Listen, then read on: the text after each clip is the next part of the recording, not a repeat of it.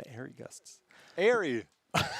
Next map is about to be determined. Towers of Doom, my personal favorite here. I know you like your spooters, but I like Towers because it delivers some of the most intense matches. And with the global priority and that kind of play, that can be another big deal here on this map. I think that'll be something heavily considered. We saw the Brightwing ban on Dragonshire. We'll probably see something similar. The thing is, if you're even in death, are you willing to give up the potential Tassadar to your opponent? Giving up that Tasvala after what we saw in Game 2, you are now playing around, do we want to play around globals? Do we want to play against Krohn? Where are we going to try and defend? You've got to try and choke out something that's going to be coming at you because your last few drafts have looked a little bit rough and you find yourself down 2-1. Where will they find it? Because the Morales in that game, I'm not saying the Morales play was bad. I'm saying that it might not have worked in that situation because it didn't look like they had practiced and they didn't respect what was on the other side. You know, I'm glad we're seeing teams see success when they're abandoning double support and abandoning hyper sustain and just being like, we're just going to snap blow you up. Because, yeah, like you said, Ancestral, Safeguard, Medic, like they had the Rhaegar and the Medic, but it didn't really look like it. People were just getting lit up. And it's the power of some of the DPS that was put out there and the focus that we saw just with the harmony of Heroes Hearth. So, Towers of Doom, Brightwing, one of the heroes we're going to be talking about. Dahaka, another one. Globals in general do become quite impactful. We also see a fair bit of Abathur on this map as well to fill that global position. Arthalon plays a very aggressive Abathur. He stays in lanes, he pushes out, he will body soak until the cows come home. Move. One of my favorite ETC comes home. One of my favorite plays in open playoffs was Donkeys R Us was actually pushing towards the top left altar, which was the opponent side of the map of Heroes Hearth. Arthalon used the mule at the altar, then symbioted, giving the mule the hat, and the mule chased away the donkeys. The mule chased away the donkeys. Even in death, they're not going to pick up morale, so they don't want Heroes Hearth to have it either. So will we see the Brightwing ban here? You got to think that's something to consider, and they do indeed ban out the Brightwing. BBJ is, you know, a support that doesn't necessarily love to play Brightwing. I actually think Arthalon plays it sometimes. So I like the ban, but I'm thinking way ahead already. I'm thinking, all right, with the Brightwing ban, we talked about this in our previous series. Banning out the Brightwing, it pairs well to get the Polymorph into the power slide from ETC.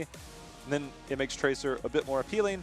Tassadar might be a likely pickup, but I don't know if we'll see the Vala right away. We might see a potential Tracer down the road. So we might see Tassadar here, go into something like that, maybe get your support rounded out, maybe get that Rhaegar, maybe get something that pairs well with a potential Tracer, or has that fallback option. Instead, they stick with the Gul'dan, which is exactly what they did in the grand finals. Yes. Is they rode Gul'dan until the wheels never fell off, and they won the open division with it. Just such a huge hero. The clear, the damage, the constant pressure provided. Rhaegar, also amazing for helping with the sappers, controlling that space, going for the quick clear. This is just a good open start. I like what you're suggesting with the Tassadar, just to like keep your opponents guessing, whereas this is very straightforward. Like, yeah, okay, they want just the Gul'dan clear. Here for Even in Death, I'm curious if they're going to prioritize their support or not. I think they might. Are they going to run double support again? They've run a double warrior setup on this. They like the gray main in this setup. But again, I think the point that you made before we got into it was the globals. Will they go to a fallback option of a fall step? Will they try and pick up a Dahaka here? I don't think that ETC is the last warrior we'll see on the side of Even in Death, but oh baby, just switch it up. Illidan Tassadar, with Brightwing being banned, as one of the good responses to deal with that. Now you have to be worried about your opponents potentially picking up that Abathur to further be that all-in Abathur style. Additionally, Even in Death has a great opportunity to just deny the double support, where Uther is commonly one of those ways to help lock down that Tassadar. I will say, however, it's got to be a big sigh of relief for Heroes Hearth to not prioritize their tank, because if they went with someone that maybe doesn't deal well in the backline, like say they grab Stitches or something weird, it doesn't help you too much when Illidan's going deep. And so even in Death, I'm sure we'll be having the same thoughts of what warriors do we ban. I think Arthas will be a natural look when do we see potential bans. We haven't seen Garrosh on the side. I don't know if HeroesHearth has played Garrosh at all. He has a taunt. Maybe like the week he came out, they played him against a team that was like a mismatch, like a Seed 28 team in Open Division, right? But I don't think we've ever seen them play that in the Grand Finals or Finals of Open Division Cups. Definitely not in playoffs. I talked about the banning of Brightwing, so the Tracer was more of an option. Ooh, they go for the Arl, not Uther. Illidan's like, I'm glad there's not a Arthas. Brightwing either. So Arthas seems good here. And I also think that I don't know if we'll have anybody else on Gul'dan other than Crowan, so Tracer doesn't seem as likely. Yeah, I mean, I'm highly doubting the Tracer for that reason. There is a case for maybe Genji. We don't see a ton of him overall. It usually ends up being the Arthlon hero. Curious what the Abathur situation is going to end up being. Malthael with the Lucio ban does really rise up as a prominent potential pick for McIntyre in particular, which would likely mean that Rhaegar is played by BBJ and not a second support for Mac if they do pursue that way. If you don't pick up Uther here, it's got to be going to your opponent. Yeah, and Uther, I'm a little Vala. surprised. I'm a little surprised to see a noob over the Uther or Arthas in that slot. The lack of Arthas is a bit surprising, but maybe they're expecting an Uther on the other side. I say this lightly, force them into the Uther, cocoon the Uther the minute ETC and Illidan are going in, just hit the cocoon onto the Uther. Oh, wow. Okay, Hold on. No. different. Let's talk about the obvious flaw here. Where the hell does Stukov heal anybody? Because you got to be near each other for that to spread.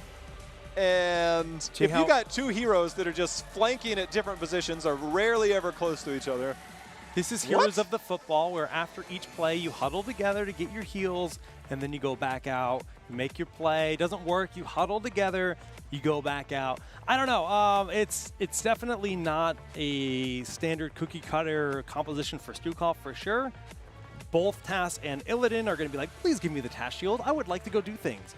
And ETC, meanwhile, will do his thing. But last slot here is... They've got to have some protection for a Pulse Bomb. You have to. And so Crystal Aegis is out. Safeguard is out. No Poly Shield, or no Pixie Dust is out. Lucio's out. Oh. So you go into the natural Lily. I mean, It's a full auto attack team. you blind him. And, you know, I was thinking to myself, I'm like, okay, this last pick is Arthalon. Arthalon would love to play Abathur in this situation. He would love to play a lot of different heroes on this map. Maybe Medivh. Maybe Medivh is their snap sustain to deal with this dive. The Pulse Bomb. But yeah, with the Pulse Bomb, right? But Illidan gets on Medivh, and Medivh, you know, has to kind of run away, hop in his portal, use that shield. It's not necessarily always optimal. Lily, you just kind of put a weight on your keyboard where that Q key stands. Maybe your E key can just hover and poke it once in a while. You win the game. So Kung Fu is a form of martial arts, same as karate. Knowledge. And the Karate Kid, he said, a man can't hit what a man can't see. So you just blind him. That's esports right there, ladies and Lily. gentlemen. Lily. Yeah, And, you know, whenever you hear a pro player in HGC talk about Lily, they say she is one of the best heroes in a very specific situation. When Lily is good, Lily is good. It's the same thing with Chen. Like, if you look at big, you know, global events, it's like, oh, Chen is like a 78% win rate. He must be amazing. Well, he just played in 3 games, and he performed super well. And he was on Fnatic half the time at midseason Brawl. Still adds They're a up, pretty though. good team. Still adds up. When you find those opportunities for some of these heroes, sometimes it's just the perfect pick. And Lily often fits in that role. Could be very good here for Arthlon. I don't know the last time we saw him play it, but it's got to be Arthlon. We'll see if it's perfect. Obviously, you're going to blind half the team. You don't have to worry about hitting the minions. It's going to sprint out. You've got all the blinds in the world for 2 heroes that don't do much else except auto attack. You got a Pulse Bomb coming out. You've got some ability damage at times, but it's all about the blinds from Lily.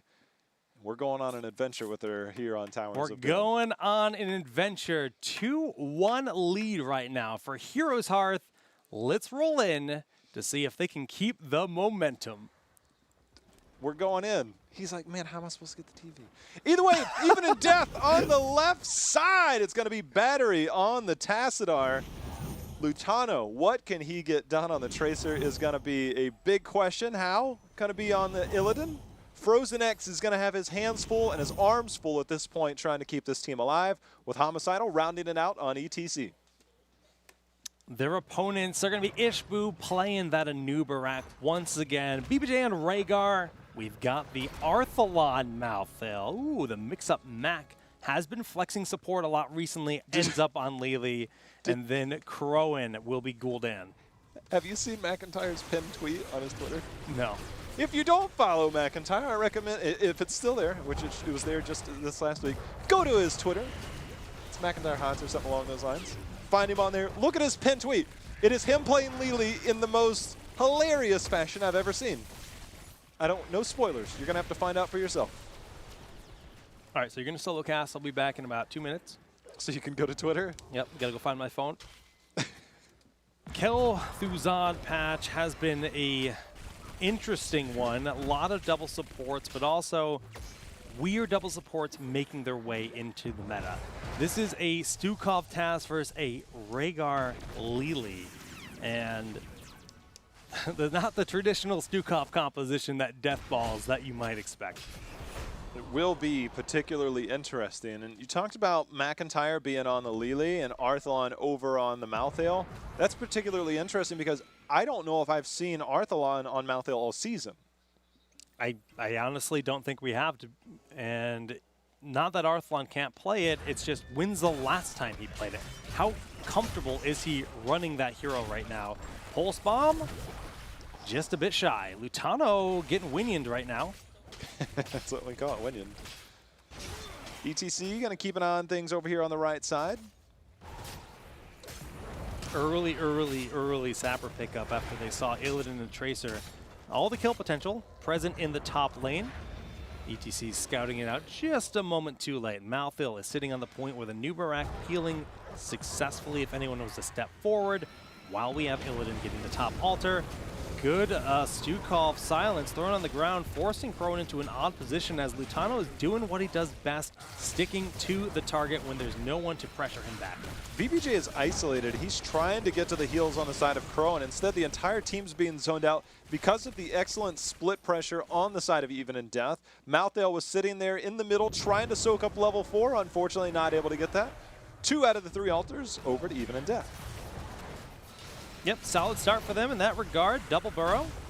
But again, Ishbu is under the heavy siege of the towers and the Tracer. We have the Tassadar also lending his aid to this battle. A couple slappers make their way into the wall, and that opens up the opportunity for a bit later in this game. Jay, how you always like to mention that this is the lane where we often see teams prioritize pressuring due to the double sapper camp.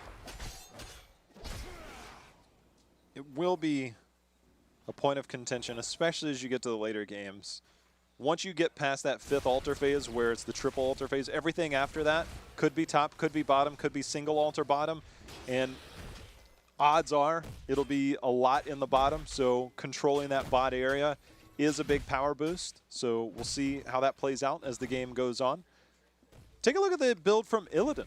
We've got Illidan kind of mixing things up here. As level 1, he makes sure that he has that extra time on that because he will be blinded. So the Battered Assault, the big pickup, so he has extra time so that when he's blinded, by the time he's done, he still has that bonus heal. And then Unbound at level 4 so that you can go over walls and terrain here. So we'll see a bit more aggressive style. And when you play friend or foe, you're generally looking for an escape option. This is an all-in team. So the adaptation of the build makes a lot of sense for what they're trying to do, especially against that Lili with the Battered Assault at level 1. Yeah, it's all in, and Battered Assault definitely going to help out. It's going to be a full-on blind style for Lili, at least so far. And that is all targeted towards those auto-attack assassins that we have diving in left and right. McIntyre not afraid of brawling with Lutano, as you see both Rhaegar and Lili fighting her back. Single altar here at the bottom. Lutano holding on to a pulse bomb. Uh-oh. He's got a target. Crowing in a bad spot. Pulse bomb crashing in. The damage not enough, and the drain life keeps Crowing alive. Lutano finds the kill, but with his own life, a 2-for-1 trade favoring HeroesHearth, who will be able to even the numbers on that core health. Parting gift. Almost got the first part of that takedown. If that had happened, could be looking at a different team fight. Instead, we're going to even up the game for HeroesHearth. This is going to be 32 core health to 32, but we've got some sappers going to be pushing in the bottom. They do not go through silence, by the way, so the big lurking arm will keep them from hitting the structures. The power of Stukov on this map right there, an extra added value. You can polymorph a sapper, you can sit there and stun it as Uther. No one has the same kind of value that Stukov does with that silence. How you like the double cleanse coming out here? Lili and Rhaegar both picking it up. Homicidal in a bad spot. He's going to power slide away. Krohn going to drain some of his life on the way out. Lutano just trying to get any bit of damage built back up, getting those auto attacks in, getting close to another pulse bomb. So double cleanse, it's fantastic when you have to think about things like, oh, Illidan is hunting me. Well, I'll just cleanse you. Well, guess what? We have ETC with a mosh pit. Well, you've got another cleanse already. That is actually a very uncommon thing to see in Heroes of the Storm. 2 cleanses for one side. I was wondering if we would see a potential invade as Task Tracers started to make their way down. Instead, they're going to prioritize their own camp, and now we might see the invade on the side of HeroesHearth. Ishbu and team trying to get in there. They're bullying their way in. BBJ walks right up on the point, puts down the lightning shield. They're doing damage right now. Yeah, a successful invade. Frozen X, again, does have the potential to make sure those sappers do not make their target. And Ishbu can, of course, look for the interrupt. He's going to do exactly that, and all 3 sappers do hit their mark. So well done there from Ishbu. The burrow in again from Ishbu, trying to secure this fight. They get the bell tower. Now they can try to escort the remaining sapper. They also get level 10. And Lili kind of wondered, what would we see at level 10? And Jake, just stay alive. Just stay alive. That's all you got to do. Just stay alive to win the game. When you've got things like Malphil going in with the Tormented Souls, you just enable your team to be so beefy. Horrify kind of has the crazy isolation for one member, also disrupts your enemy team's current approach to the battle. Cocoon, another super valuable resource to throw at Stukov or whomever you need to isolate. Got the slight interrupt there. Nobody has channeled the top right. We might see the trade here in the end as level 10 big fight was picked up. Tracer is chasing in the middle right now, trying to keep them honest, essentially. McIntyre will just slide back and grab the altar. 5 damage. Slight lead right now. Slight lead. It ends up being 2 at the end of that. Yeah, one sapper did get escorted. 29-27. The hunt, as you predicted, was picked up. The power slide in by ETC. No follow-up damage, so it's kind of hard to get any value out of that. But looking for those opportunities. Tracer getting that pulse bomb, now doing 10% additional damage of the max health. So we'll have a bit more burst. Those early kills that were dangerously close will now be confirmed kills. So we'll see if Tracer can kind of step that up and start to secure those and confirm them here as we reach level 10. Yeah, this should be a sizable difference, honestly. Like you said, there was a lot of close calls already. So good power up. Malphil just kind of making his way down last as he sees there has been a high priority for all 5 members not in the top lane. You always got to be wary. What are they trying to do? Are they collapsing on my team? We also are expending a lot of resources in defending this bottom altar. Oh, the damage from Crowan. It's got to be careful here. McIntyre's got the dismount and the slow. That tower helps so much in being safe. Scary point there, Crowan just trying to get away with whatever he can. He does a really good job at it. The sappers, of course, we'll see the lurking arm go down, but the damage coming out, the interrupted burrow charge in. Homicidal a little bit zoned out. Looking for an opportunity, unable to find it, but we've got the Horrify, we've got the dive in. Tracer is so low! But yeah, living just a little bit. Stukov heal dancing around. They're trying to make the damage overwhelming, and the hunt gets cleansed, but Tracer goes down. The hunt goes in. Cocoon's going to be here. We'll see what follow-up we've got, and it's going to be little to none as those were burst open, and Illidan. Fell flame. Oh, it hits, but the heal was there. That was intense. HeroesHearth, they're turning up the heat right now. They've got control of the bottom lane. They've got another altar here. 2 damage was done, by the way, during all of that. Sappers One sapper was denied. So that was their whole objective is let's keep our bottom bell tower alive. Let's put the pressure on with the sappers. Hey, look, a nice spawn of the next bell tower. 5 more damage. Hooray! They're doing the same thing now. Battery forced to shield himself as he eats a couple of the corruption sticks. We've got 3 more sappers coming down. Arthalon starting up at the top. We'll see if they're as lucky here. The force wall going to hold them for the meantime. Zhukov is on his way. He is trying to get there with the silence. ETC holding steady. And looks like the 20 HP should be maintained on that core. It's just scary if you're on the side of Even in Death. Your wave clear is severely lacking. And so Gul'dan and team walk right up, they clear a wave, and they control. They are literally handcuffing Even in Death to the bottom lane. They have no way to go anywhere else to be impactful. Top lane, 1v1, that's just about it. You rotate mid. As we see on the minimap, there's another sapper camp available on the bottom right. Look for that to be obtained shortly. You've got. I love this right now, what they're doing. They're looking for a pick right now. And, you know, you mentioned this bottom bell tower. That's probably their biggest advantage right now, and that's an advantage that's easy to lose. It is 13 to 13. 9 health is not like the end of the world. And when you look at it, the cleanse will be used and Pulse Bomb onto BBJ, doing decent damage. Lili shuts it all down so effectively, however. And now where does your damage come from? The flailing swipe is going to push back the Tormented Soul's Malthael, looking for the re-engage. Oh! We've got a 5-man mosh pit, as that is the most epic you will ever see. The Horrify goes out, 4 members down, Malthael somehow survives, and just like that, in the snap of an eye, blink of an eye even, that is 5 members get completely deleted from the battleground. About 30 seconds ago, I said, yeah, you're 13, you're 9 damage ahead. Your only real advantage in this moment is the fact that you're a bell tower up. Everything else, not really a big deal. One team fight can change everything. Well, what happened? They stopped respecting the power of Mosh Pit. A rookie mistake. They clumped. They got power slid. They got annihilated. Oh my goodness. Now, you don't really ever get the 5-man mosh pits. No. Oh my. So let's look at the state of the game. Right now, the current health will continue to favor HeroesHearth for the time being. Yes, they're not going to be down an altar, but the altar they controlled as an advantage was reclaimed. Experience-wise, that's where the deficit is. That was a 5-kill swing in XP. Of course, you're going to have a good lead. 16 around the corner for Even in Death. We've got a Cocoon out, which will bring Lutano out of there. The hunt on the backside is going to be on to Kron. Jugs are already out. No mosh pit for 30 seconds, but the Jugs already spent. They'll clear up the sapper camp. Even in Death has a level and a half lead all of a sudden. It's huge. I mean, it's a very meaningful thing. When it comes to, like, if they get another team fight, guess what? They Illidan. Boss call. Super simple for them to pick that up in a quick fashion. Even the numbers here on the board, if not take a lead. Even Death feeling confident right now as they're just continuing to posture up, daring HeroesHearth to try and take a team fight. Malthael by himself in the top lane, trying to get that XP back.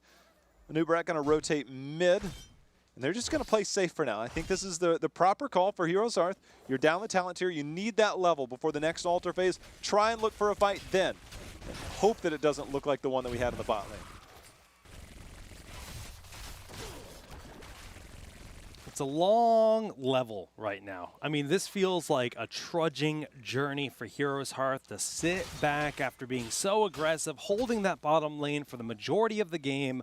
One mistake and they're playing on the back foot, waiting for 16, trying to get on an even footing for that team fight, and then they can try to reclaim control. Yeah, can they? Absolutely. This game is very even overall. 2 altars will be spawning. Everything looks pretty even in terms of the map right now, but the one thing that doesn't look even is the experience. They're still desperately trying to get 16. They can hope that they can contest 1 altar here. Malthael going to clear up top. He will be coming down quickly, but right now, Even in Death, in control.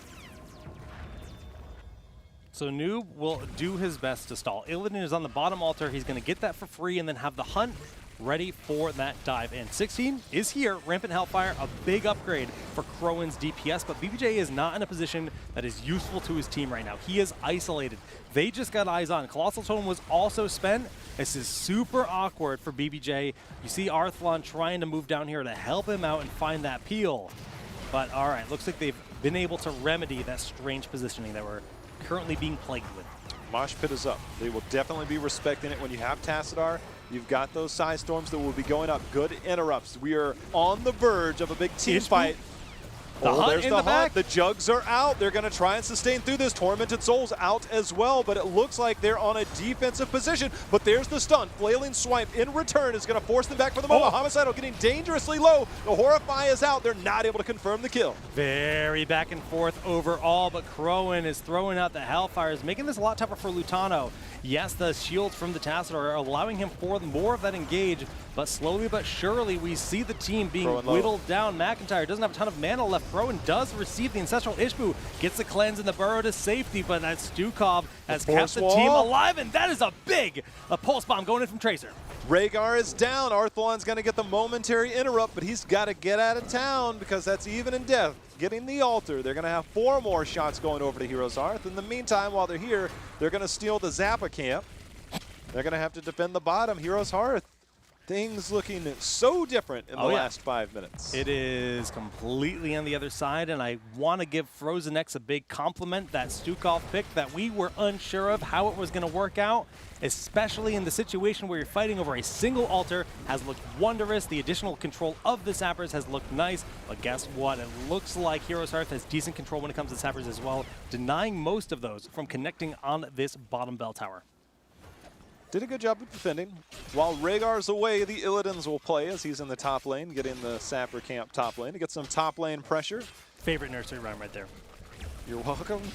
In the bot lane, we have Even in Death getting the Sapper camp on their side. And that keep is pretty low. You do have Gul'dan team that can defend this, but the aggression, the force walls that we've seen, we'll see if Battery and team can try and make a play here, but Battery's got to stop eating all that damage. Rampant, boys. That Hellfire. So nice to B16 as a Gul'dan. They're getting the free poke, however, onto this bell tower slowly but surely. ETC is looking to press the issue. He's looking to press the issue. Lutano has a pulse bomb. We've seen some pretty aggressive plays so far. We'll see if he can try and manage one here, potentially under the death zone. It's always tough in these moments. 20 is on the horizon, and Even in Death have to be feeling fantastic about their situation in this game number 4. 2 altars, top left and right, on their way in this game. If both were to go to Even in Death right now, it is 1 Zappa camp to end the game in their favor. It is. Things looking really good here for Even in Death. The bottom bell tower controlled. They have level 20 now. Double altars at the top. See what they can do with it. I don't know if you're going to be able to zone out a Tassadar from keeping you from channeling this, but it looks like they're that's one way to try and zone him out. Good peel. And Arthalon does get interrupted by the parting gift that came out. So this is 5 damage onto the core. 8 health remain. This could be the final fight, J-How. Boss. They've started Boss on the backside. Oh, they've leashed it for the moment. Crowan is isolated. Hami's not taking the bait. He's not moving in. Malthael waiting in the top side of the map, looking to flank, trying to stall from that position. Illidan's going to get Sapper camps. Did they get it? Oh my. Illidan's going to force the issue. Bottom, you've got a boss play top. Good cleanse, but does it matter? It's a sleight of hand at this point. Something's going to go on in the bot lane, but you're going to be busy up at the boss. And if you're Heroes Hearth with only 3 core health, you don't have a choice but to defend one or the other, and right now it's almost impossible to do that without a global. So here we go. Heroes Hearth, what you gonna do? Else it's gonna be 2 versus 2, sending us to game number 5. I couldn't find another one. A valiant effort, J-How. Also from Heroes Hearth here as they are doing what they can. Rhaegar dealing with this Sappers. That's a 4v5 situation, fighting over the boss. Malthael goes in, a big mosh behind that. Good game. We are tied up here in the Crucible. Oh, man. That, if Even in Death manages to come back and win this series, that 5-man mosh pit will go down in the history books as one of the greatest of all time, because that was one of the single biggest turning points in a game I think you will ever see. Because from that moment on, Even in Death just took control. If we had graphs for experience in Heroes of the Storm, here's the experience right now for even in death, and then there's that mosh, and that's what you get. That's the XP differential. It just shot up. Heroes Hearth going to the dumpster, and they were just so far behind from then on.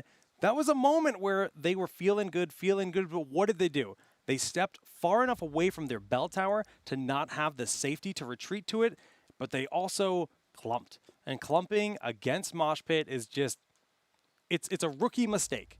It's so easy to forget and reposition and look for a Horrify or whatever. You think you might have them, but that play, man, that was a game-winning play. We are going to go to a commercial break to prepare for Game 5. Stay tuned. Alien Swipe is going to push back the Tormented Souls Mouthdale, looking for the re-engage. Oh! We've got a 5-man Mosh Pit, as that is the most epic you will ever see. The Horrify goes out, 4 members down, Mouthdale somehow survives, and just like that, in the snap of an eye, blink of an eye even, that is 5 members get completely deleted